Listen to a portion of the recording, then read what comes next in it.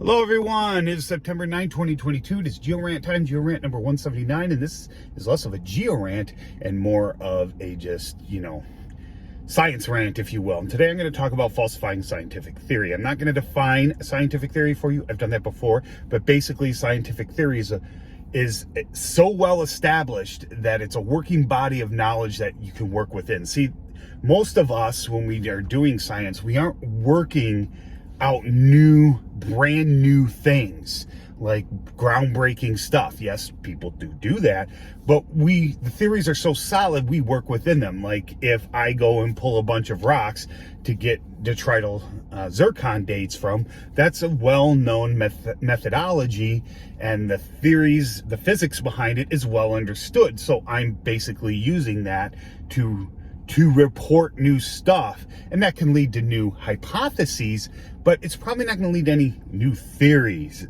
of how things work.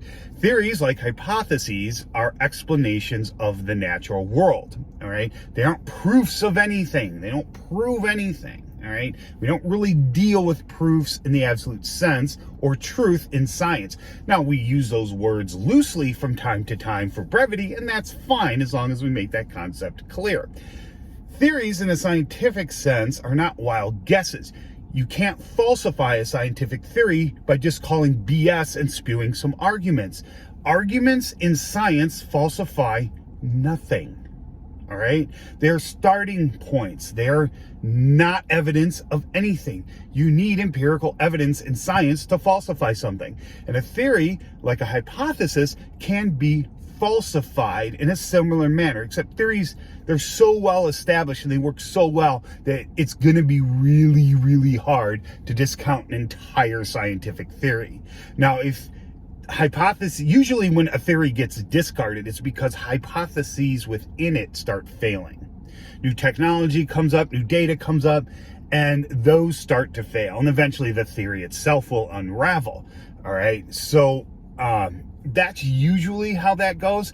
But usually when something's at the theory level, very few theories get falsified in and of themselves. It's usually hypotheses. That's why when I hear people say like the theory of continental drift, I roll my eyes, because there was never a theory of continental drift. It didn't follow the scientific method to the testability level or falsifiable level, if you will, at the time. Continental drift was a conceptual hypothesis.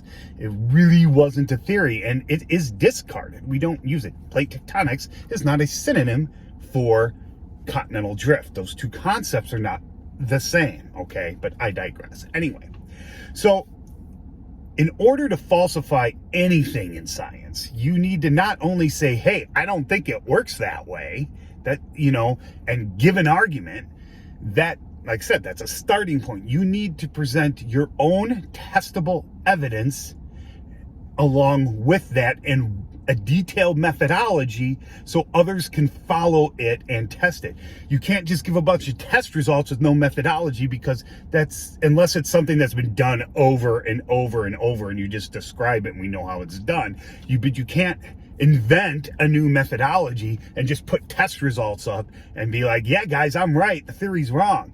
That's not how that works either. You need to define your methodology so others can follow it to test it, because if they can't follow it to test it, it can be discarded. That's the beauty of science. It has a filter that a lot of things don't. A lot of hypotheses can't be tested for many reasons.